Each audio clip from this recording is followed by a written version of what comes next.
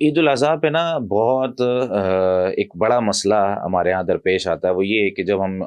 कुर्बानी का जानवर ज़िबा करते हैं तो उसकी आलाइशें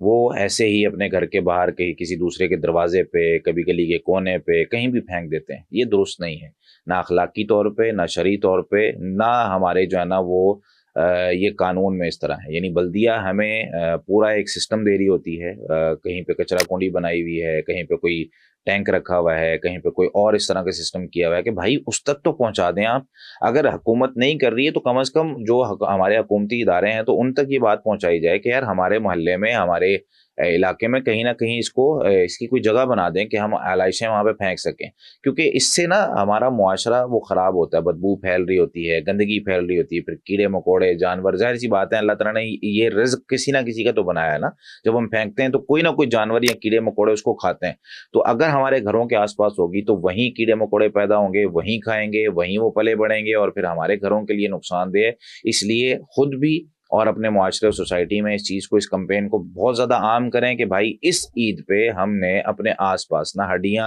ना खाल के टुकड़े, ना आलाइशें, ना आंतें, ना उसकी ओजड़ी या इस तरह की कोई भी चीज़ है वो हमने ख़ास एक मकाम पे जहाँ जो बनाया गया है, चाहे हुकूमत की तरफ से, चाहे किसी मोहल्ले ने मिलकर कोई इंतज़ाम किया है कि यार यहाँ फेंकनी है, यहाँ से हम उठवा के शहर से बाहर कहीं फेंक देंगे, इस पर ज़रूर अमल करना।